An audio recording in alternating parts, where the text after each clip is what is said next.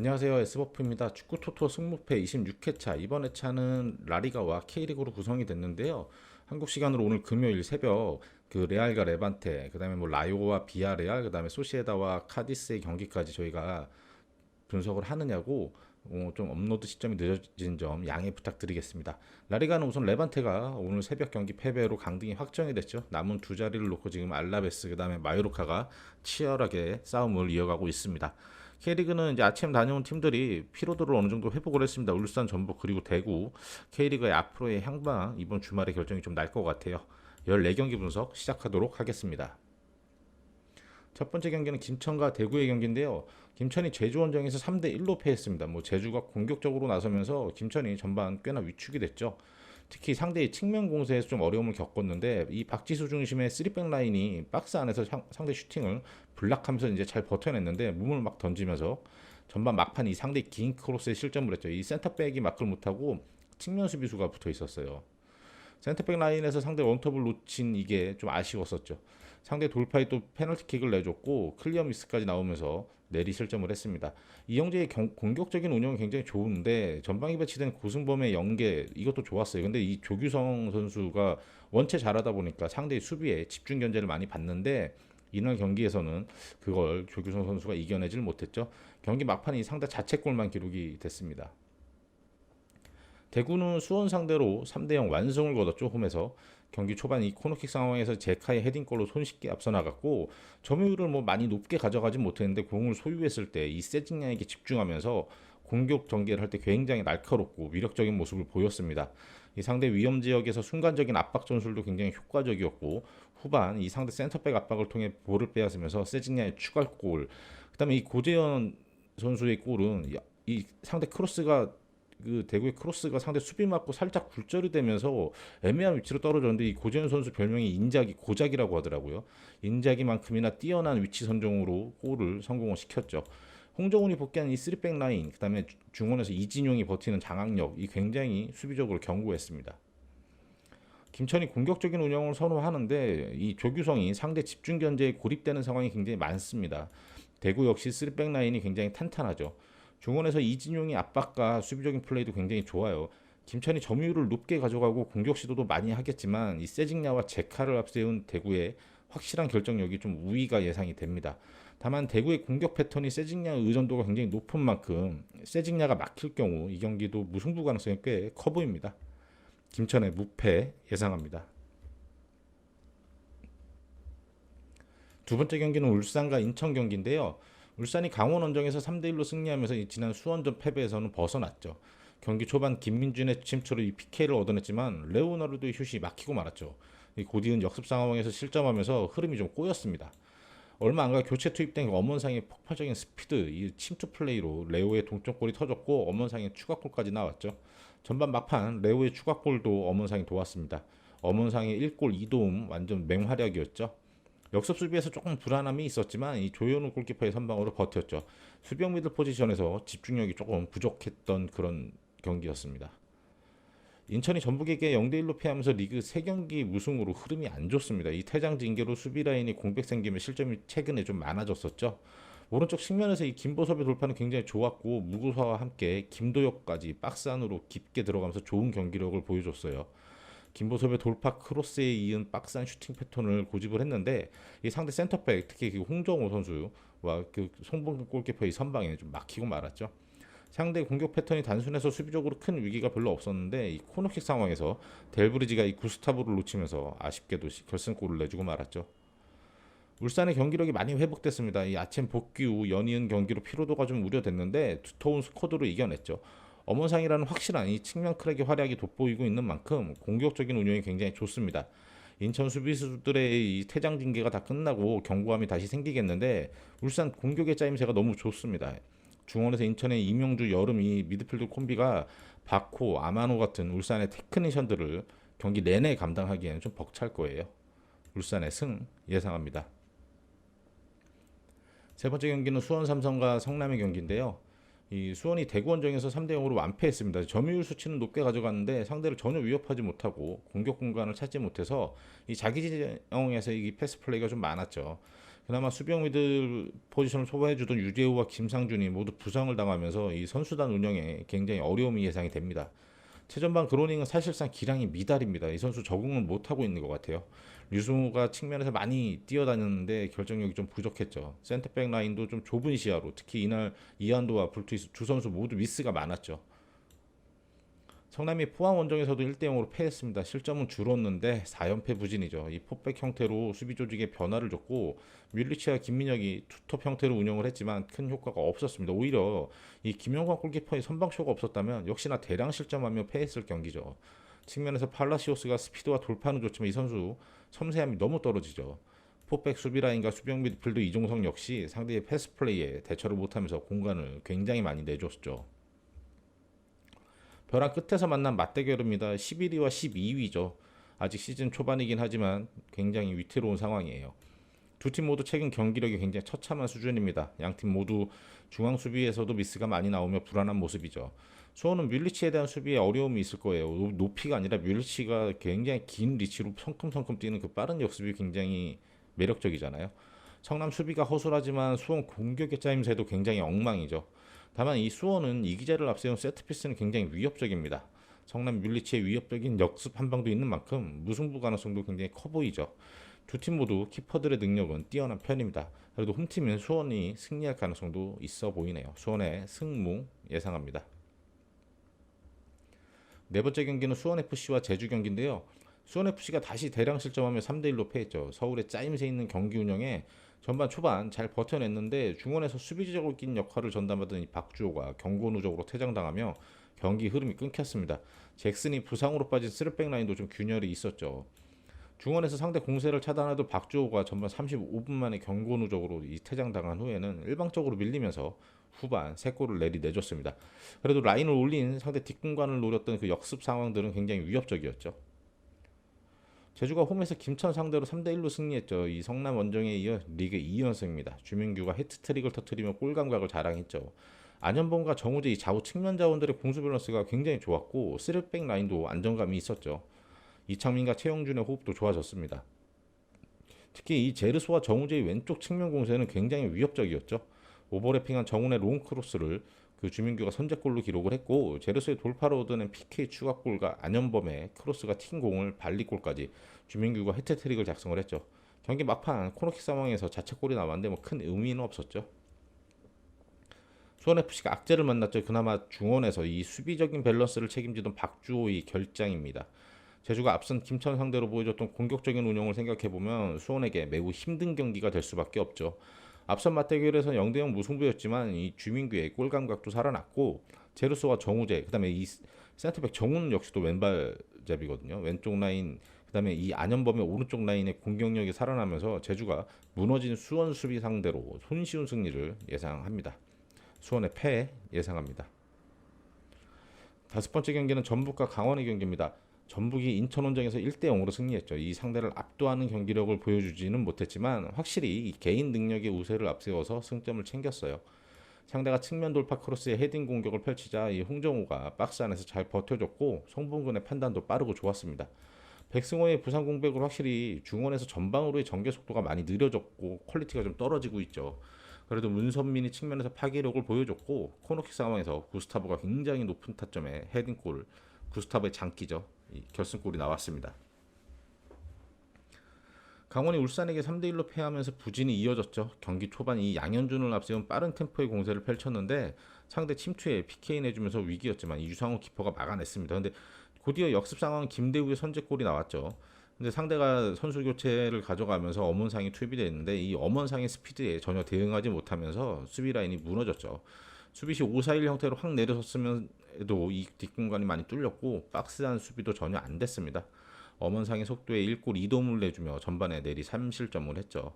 후반 공격적으로 운영하려 했지만 이 울산의 견고한 수비 라인을 넘어서지 못했죠. 강원이 굉장히 큰 위기죠. 수비적으로 내려섬에도 불구하고 실점이 많아지고 있고 역습 카운터의 효과도 크게 효과를 못 보고 있습니다. 전북의 최근 경기력이 좀 떨어지지만 선수 개개인의 기량이 출중한 만큼 경기를 승리로 만들어내는 힘이 있죠. 엄원상의 혼쭐난 이 강원 수비 라인이 이번에는 문선민, 바로우, 김보경 이런 선수들을 여러 명 상대해야 하죠. 강원에게 굉장히 어려운 경기가 되겠죠. 이 전북의 승 예상합니다. 여섯 번째 경기는 서울과 포항 경기인데요.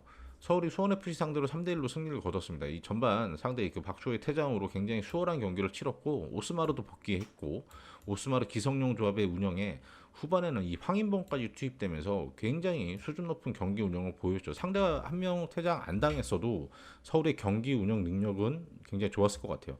박동진이 가세하면서 전방에서 버텨주는 역할을 해주니까 공격적인 운영도 굉장히 좋아졌습니다. 상대 퇴장 후에 세 골을 몰아치긴 했지만 아직 공격 전개에 비해서 이 결정력이 조금 떨어져 보여요. 이 상대 역습에 동쪽골 내주면 위기도 있었지만 상대 그 김승준 선수의 슈팅이 너무 위력적이었죠. 이건 뭐 수적 우위랑 상관없이. 포항이 압도적인 경기 운영으로 성남에게 1대0으로 승리했죠. 이 허용준, 김승대, 완델선 그리고 수비라인의 그랜트까지 부상으로 전력에서 제외됐지만 이 측면 수비 박승욱이 중앙 수비 배치가 되고 최근 고용준의 활약이 굉장히 좋았죠. 고용준은 최근 두 경기 연속골로 자신감이 붙으면서 플레이가 굉장히 좋아졌습니다. 신진호와 이수빈 그리고 고용준의 호흡이 중앙에서 굉장히 좋았고 기술적으로도 우위를 보여줬습니다. 최전방에 나서는 모세스는 아직 정상 컨디션이 아니고 이 끌어올리기 위해서 한 45분 정도씩 투입을 하는 것 같아요. 이 선자원들의 움직임과 창의성이 굉장히 뛰어난 포항이죠. 굉장히 치열한 경기가 예상이 됩니다. 이 서울이 황인범 영입 효과로 경기 운영 퀄리티가 매우 좋아졌죠. 뒤쪽에서 기성용의 운영, 앞쪽에서 황인범의 운영이 밸런스를 이루면서 전체적인 흐름이 한층 더 매끄럽죠. 포항 김기동 감독이 전략가인 만큼 미드필드에서 강하게 싸움을 건다든지 경기 운영을 어떻게든지 방해하려 들 것입니다. 두 팀 모두 수비 밸런스도 뛰어난 만큼 팽팽한 경기 내용으로 무승부 가능성도 크지만 기세가 오른 서울이 홈 경기인 만큼 한 발 더 앞서 있어 보이네요. 이 경기 서울의 승무 예상합니다. 일곱 번째 경기는 라리가의 빌바오와 오사수나 경기인데요. 빌바오가 그라나다에게 1대0으로 패하면서 두 경기 연속 무승이죠. 유로파 혹은 컨퍼런스 리그 진출을 위해서 순위 싸움이 치열한 가운데 부진한 경기력이었습니다. 이 강등권을 벗어나려는 이 상대의 거센 저항에 밀리면서 어려운 경기를 했고 골키퍼 패스를 이 다니 가르시아가 받은 후 상대 압박에 빼앗기며 허무하게 결승골을 내줬죠. 상대가 초반부터 거센 전방 압박을 펼쳤는데 이런 안일한 플레이가 나왔습니다. 경기 내내 무기력한 모습으로 결국 패할 수밖에 없었죠. 이 수비 라인에서 가르시아의 미스 외에는 견고한 모습을 보여줬지만 상대 기세에 밀리며 공격적인 전개가 너무 부족했던 빌바오였죠. 오사수나는 홈에서 헤타페와 1대1로 비겼습니다. 일부 잔류가 확정된 만큼 무리하지 않았고 선수들을 좀 로테이션 돌리며 경험 쌓을 기회를 줬죠. 그럼에도 불구하고 헤타페 상대로 굉장히 우세한 경기를 펼쳤습니다. 경기 초반 측면 크로스를 미드필더 오이에르가 달려들며 헤딩 선제골로 연결했죠. 오이에르는 아마 이게 그 오사수나에서의 마지막 골이 될 것 같아요. 재계약이 불발이 됐거든요. 우세한 경기였음에도 상대 크로스를 걷어내려던 미드필더 이 토로의 자책골이 나왔죠. 후반에도 지속적으로 우세한 경기를 펼쳤지만 수비 숫자를 굉장히 많이 둔 헤타페의 수비 라인을 벗겨내지 못하면서 무승부에 그쳤습니다. 부디미르도 뭐 후반 잠깐만 출전을 했었죠. 빌바오가 아직 유럽 대항전 출전을 포기할 상황은 아닙니다. 이 기본적인 수비 밸런스는 원체 좋은 팀인 만큼 오사수나 상대로도 흔들릴 상황은 없을 것 같아요. 이 부상에서 복귀한 비아리브레이 컨디션이 어느 정도 올라온 만큼 공격력에서도 기대를 좀 걸어보죠. 윌리엄스도 아직 포인트는 없지만 이 상대 뒷공간 공략이 굉장히 탁월한 만큼 어느 정도 로테이션이 또 예상이 되는 오사수나 상대로 홈에서 승리가 예상됩니다. 빌바오의 승 예상합니다.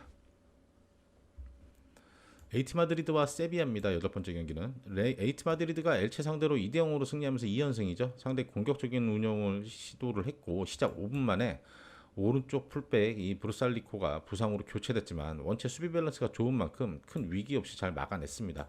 최전방에 나섰던 이 쿠냐가 역습 상황에서 위력적인 모습을 보였고 역습 상황 카라스코의 크로스를 가볍게 선제골로 연결을 시켰죠. 이 상대 공세를 막아내면서 역습으로 반격하다가 후반 초반 그리즈만과 드폴의 원투 콤비네이션으로 추가골까지 성공을 시켰습니다. 후반 교체 투입된 코레아의 컨디션도 굉장히 좋았습니다. 세비야가 마요르카와 0대0으로 비겼습니다. 3경기 연속 무승부예요. 미르를 최전방에 세우면서 미르의 높이를 앞세운 이 크로스 패턴의 공세를 펼쳤는데 상대가 워낙 수비적으로 라인을 내리면서 대응을 했고 이 박스 안에 수비 숫자가 많아서 정확한 슈팅 시도에 어려움을 겪었죠. 이 포백 라인에 견고함이 있는 만큼 역습 수비 대처도 어렵지는 않았지만 미드필더들의 수비 가담이 느리면서 이 세컨볼 위기가 좀 있었죠. 엔네시리가 후반 교체인 했지만 이 별로 좋은 모습을 보여주지 못했습니다. 팽팽한 맞대결이 예상이 되는데 에이티 마드리드 쪽으로 좀 승부가 기울어 보입니다. 두 팀 모두 수비 밸런스가 원체 좋은 팀이지만 최근 세비야 공격진의 부진이 굉장히 심각하죠. 반면 에이티 마드리드는 날카로운 역습 패턴이 살아나면서 공격적으로 완성된 모습을 보여줍니다. 세비야가 수비 리그 최소 실점으로 막강한 모습이지만 에이티 마드리드가 굉장히 침투, 공간 창출을 이렇게 두드리다 보면은 열릴 수밖에 없을 것 같아요. 에이티 마드리드의 승 예상합니다. 아홉 번째 경기는 셀타비고와 엘체 경기인데요. 셀타가 바르셀로나 벽을 넘지 못하며 3대1로 패했죠. 경기 초반 상대 포백라인 D를 파고드는 이 갈라르도의 움직임이 굉장히 날카로웠고 아스파스의 호응도 좋았습니다. 상대 수비 미스도 있었지만 골로 연결시키지 못하면서 흐름을 갖고 오지 못했죠. 전반 중반 상대 개인기의 측면이 무너지며 선제 실점했죠. 이 팽팽하던 경기의 흐름이 꺾여버리고 말았죠. 이 상대 원투백의 박스 안에서 골을 더 내주며 무너졌습니다. 이 왼쪽 측면 세르비 공격적인 컨디션도 좋았고 상대 수비 미스 놓치지 않고 아스파스가 한 골 만회를 했죠. 엘체가 에이티 마드리드에게 2대0으로 패하면서 2연패입니다. 공격 라인에 보예가 복귀했고 홈에서 공격적으로 운영을 했는데 보예는 확실히 박스 안에서 제공권 싸움도 좋고 버텨주는 모습을 보여줬습니다. 공세적으로 운영을 하다가 결국 상대의 간결하고 빠른 역습에 전반 중반 실점하고 말았죠. 실점 후에도 라인을 올려서 공세적으로 나서다 이 옵사이드 트랩이 뚫리면서 위기가 좀 많았습니다. 후반 초반 상대의 그 원투 콤비네이션에 추가 실점하며 무너지고 말았죠. 셀타가 바르셀로나에게 패하긴 했지만 최근 경기력이 굉장히 상승세입니다. 이 아스파스와 새로 호흡을 맞추는 갈라르도의 폼이 굉장히 좋고 이선 자원들의 컨디션도 좋습니다. 공격적인 운영의 효과를 보고 있죠. 엘체는 보예가 복귀하면서 공격적인 무게감은 생겼는데 이 수비 라인의 뒷공간이 너무 허술합니다. 셀타가 시즌 마지막 홈 경기인 만큼 공격적인 운영으로 승리를 가져갈 것 같아요. 이 셀타의 승 예상합니다. 열 번째 경기는 마요르카와 라유 경기인데요. 마요르카가 세비야 원정에서 0대0으로 비기며 이 강등 탈출의 희망을 이어갔습니다. 전력 차이가 컸고 상대가 공격적으로 운영하면서 위기가 많았죠. 좌우 측면 수비가 너무 쉽게 무너졌고 박스 안에 수비 숫자가 많았음에도 슈팅 허용이 많았습니다. 이 최전방 무리키까지 적극적으로 수비 가담하면서 패하지 않겠다는 의지가 굉장히 돋보였죠. 간헐적인 그 역습 찬스가 있었지만 정확도가 좀 많이 떨어졌습니다. 무리키와 앙헬 이 투톱도 워낙 수비적으로 운영하느라 찬스가 별로 없었고 코너킥 상황에서 무리키의 높이는 굉장히 효과를 보여줬죠. 라요가 비아레알에게 1대5로 크게 패했죠. 최근 3경기 2무 1패로 좀 부진합니다. 경기 초반 코너킥 상황 실점으로 시작하면서 불안했는데 상대 수비진이 박스 안에서 머뭇거리는 사이에 이 과르디올라가 동점골을 성공을 시켰습니다. 이후 프리킥 상황에서 2골을 내주고 또 박스 안에서 상대 개인기에 추가골을 내주면서 전반에만 4실점하며 무너졌죠. 공격적으로 운영하며 쫓아가려 했는데 슈팅 정확도가 떨어지면서 공격 빈도에 비해서는 결실을 맺지 못했습니다. 마요르카가 일부 잔류를 위한 이 의지를 보여주고 있죠. 최전방 스트라이커까지 적극적으로 수비 가담하고 많이 띄워주고 있습니다. 이 승리 후 타구장 경과를 봐야 하는 마요르카 입장에서는 홈에서 공격적으로 무조건 이기려 할 거예요. 라요가 지난 경기 세트피스 상황에서 수비 취약점을 보인 만큼 이 무리키의 덩치를 활용한 마요르카의 우세가 예상이 됩니다. 이 마요르카의 승 예상합니다. 11번째 경기는 헤타페와 바르셀로나 경기인데요. 헤타페가 오사수나 원정에서 1대1로 비겼죠. 이 상대가 로테이션을 돌렸음에도 공격적인 운영을 막아내기 좀 어려움이 있었어요. 5백 형태의 수비 라인을 운영했음에도 경기 초반 오른쪽 측면 수비가 뚫리면서 크로스에 선제 실점을 했죠. 공격수가 2 그리고 수비수가 3명이 있었는데 몸싸움에서 밀렸습니다. 그래도 공격 과정에서 날카로운 크로스가 상대 자책골로 연결되며 동점골은 성공시켰죠. 막시모비치가 나서 왼쪽 라인의 파기력은 좋았습니다. 다만 우날과 마요라 이 투톱의 최근 득점력이 조금 침묵하면서 마무리가 잘 안됐죠. 바르셀로나가 셀타 상대로 3대1로 승리하면서 사실상 2위 자리를 확정했습니다. 이 홈경기인 만큼 베스트 멤버로 나섰지만 경기 초반 상대의 강한 전방 압박에 수비 라인에서 실수가 나오면서 위기가 좀 있었죠. 덴벨레의 측면 돌파 크로스를 데파이가 마무리 지으며 선제골로 경기 흐름을 바꿔냈습니다. 그리고 오바메양이 박스 안에서 노련하게 추가골과 후반 초반 이 덴벨레의 패스를 마무리하면서 멀티골을 기록을 했죠. 덴벨레의 측면 파기력이 굉장히 돋보였던 경기였습니다. 이 키퍼와 센터백 호흡 미스로 실점하면서 좀 아쉬운 그림이 있었고 아라우의 집중력이 떨어져 보이고 이 경기 아라우가 또 부상도 있었죠. 헤타페가 최근 수비적인 운영을 통해 패배는 좀 줄었는데 공격진의 침묵이 문제죠. 비아레알이나 레알 마드리드 상대로도 2실점씩밖에 안 할 정도로 큰 대량 실점은 없었습니다. 바르셀로나가 어느 정도 로테이션이 예상되긴 하지만 오히려 젊고 빠른 선수들이 헤타페 수비 사이 공간을 휘저으면서 충분히 경기를 유리하게 끌고 갈 것 같아요. 이 경기는 헤타페 패 예상합니다. 12번째 경기는 에스파뇰과 발렌시아의 경기입니다. 에스파뇰이 알라베스에게 2대1로 패했죠. 일부 잔류는 확정이지만 이 최근 5경기에서 승리 없이 1무 4패로 좀 부진합니다. 경기 초반 센터백 칼레로의 판단 미스로 손쉽게 실점을 했고 미드필더까지 적극적으로 공격에 가담하는 이 상대 공세에 굉장히 위축이 됐습니다. 그래도 페널티킥 얻어내며 토마스가 동점골을 기록은 했는데 상대 공세에 결국 어려운 상황을 맞이했죠. 결국 수비형 미드필더 에레라가 후반 초반 경고 누적 퇴장당했고 프리킥 결승골 내주며 무너졌습니다. 로페즈 키퍼의 선방이 없었다면 아마 대량 실점으로 연결될 뻔한 수비적으로 굉장히 에스파뇰이 어려웠던 경기였죠. 발렌시아가 홈에서 베티스에게 0대3으로 패했습니다. 이 구강컵 결승 패배를 서록하려고 홈에서 강하게 공격적으로 운영에 나섰는데 역습 상황에서 주루의 슈팅 정확도가 좀 부정확했죠. 수비 숫자를 많이 뒀지만 공격적으로 올라서다 이 간격이 벌어지면서 상대의 순간적인 공간 침투에 대처를 못했습니다. 박스 안에서 상대 접기 한 방에 그냥 선제 실점을 내줬고 후반 중반 이후 상대 공세에 밀리다가 경기 막판 컵백인 중거리골과 상대 패스앤 무브에 쐐기골까지 허용을 했죠. 홈에서 쫓아가려 라인을 올리다 수비 숫자가 부족해졌던 결과였습니다. 에스파뇰 수비 라인이 지난 경기 속도 싸움에 굉장히 취약한 모습이었어요. 발렌시아가 최전방 브라이언 힐, 게데스 이런 빠른 침투 플레이에 능한 선수들로 구성을 한다면 우세한 경기가 예상이 되죠. 다만 두 팀 모두 선수단의 동기부여가 힘든 상황입니다. 이 일부 잔류는 확정을 했고 유럽 무대 진출과는 좀 거리감이 있죠. 자칫 무기력한 경기로 무승부 확률도 꽤나 높아 보이죠. 에스파뇰의 무패 예상합니다. 13번째 경기는 레반테와 알라베스 경기입니다. 레반테가 레알 마드리드 원정에서 6대0으로 크게 패했죠. 거의 풀전력으로 나선 레알 상대로 원정에서 공격적인 운영을 시도하다가 상대인 비니시우스를 앞세운 이 빠른 공격에 무너졌습니다. 결국 라인 내리면 수비적으로 물러섰음에도 이 절묘하게 공간을 찾아내며 패스 플레이하는 레알을 감당하지 못했죠. 전반에만 4실점. 기세가 기울며 후반에도 뒷공간이 무너지며 두 골이나 더 내줬습니다. 이 전력 차이를 극복하지 못한 결과였죠. 알라베스가 에스파뇰 상대로 2대1로 승리하면서 강등 탈출의 희망을 이어갔습니다. 강등 탈출 위해서 홈에서 굉장히 의욕적으로 많이 뛰는 경기를 했고 공격적으로 라인을 올렸죠. 경기 초반 이 푸엔테의 영리한 볼터치로 손쉽게 선제골을 기록을 했습니다. 일방적인 운영에도 PK 동점골 내주며 흔들렸지만 이 공격 기여를 낮추지는 않았죠. 후반 초반 상대 퇴장도 있었고 에스칼렌테의 절묘한 프리킥 결승골이 나왔습니다. 끝까지 공격적인 운영을 했지만 이 상대 키퍼 선방에 막히며 추가골은 없었죠. 레반테가 레알에게 크게 패하며 강등이 확정이 됐습니다. 이번 경기가 올 시즌 마지막 홈경기죠. 알라베스는 아직 산술적으로 일부 잔류에 도전할 수 있는 상황이죠. 서로는 다른 의미로 반드시 승리하려고 총력전을 펼칠 경기죠. 다만 이 두 팀 모두 원정보다 홈에서 조금 더 나은 경기력을 보여주고 있죠. 이번 경기에서는 치열하게 공세를 펼치며 난타전이 예상이 됩니다. 무승부는 두 팀 모두 원하지 않는 결과죠. 승패가 갈릴 경기로 예상이 되네요. 레반테의 승패 예상합니다. 마지막 14번째 경기는 비아레알과 소시에다의 경기죠. 비아레알이 라요를 5대1로 크게 이기면서 오랜만에 다득점 경기를 했습니다. 경기 시작과 함께 코너킥 상황에서 이 풀백 페드라스의 헤더골로 앞서갔고 박스 안 수비 집중력이 저하로 잠깐 머뭇하는 그 순간에 동점골을 내주고 말았죠. 프리킥 상황에서 포이스의 헤딩골과 박스 안에서 이 알카스의 개인기를 앞세운 추가골, 다시 프리킥 상황 토레스의 추가골로 전반에만 4득점했죠. 후반 막판 이 페드라사가 가마차기 추가골까지 터트리며 5대1 대승을 거뒀습니다. 소시에다가 카디스 상대로 3대0 완승을 거뒀죠. 오랜만에 다득점 경기였습니다. 이 소로스와 야느자이를 투톱으로 배치하면서 공격진 운영에 변화를 줬고 이 선에서 이 다비드 실바가 경기 운영을 책임져줬죠. 전반 이른 시간에 이 다비드 실바의 절묘한 전진 패스를 소로스가 마무리하며 앞서갔고 상대 역습 전개에 수비적으로 위기가 많았지만 레미로 키퍼의 선방으로 버텼습니다. 후반 초반 야누자의 PK 추가골 그다음에 경기 후반 추가 시간 포르투가 자기가 얻어낸 PK를 직접 성공시키며 3대0 완승이었죠.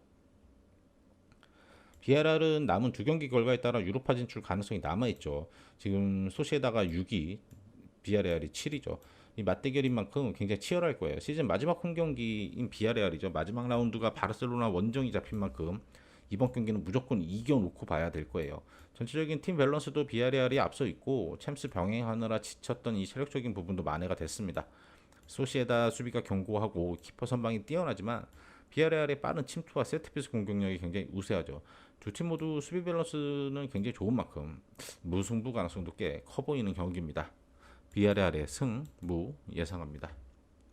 26회차 14경기 최종픽입니다. 첫 경기 김천의 무패, 2경기는 울산의 승, 3경기 수원의 승무, 4경기는 수원FC의 패, 5경기 전북의 승, 6경기 서울의 승무, 7경기는 빌바오의 승, 8경기 AT 마드리드의 승, 9경기 셀타의 승, 10경기 마요르타의 승, 11경기 헤타페의 패, 12경기 에스파뇰의 무패, 13경기 레바타의 승패, 14경기는 비아레알의 승무. 이상으로 저희는 승무패 26회차 분석 마치도록 하겠고요.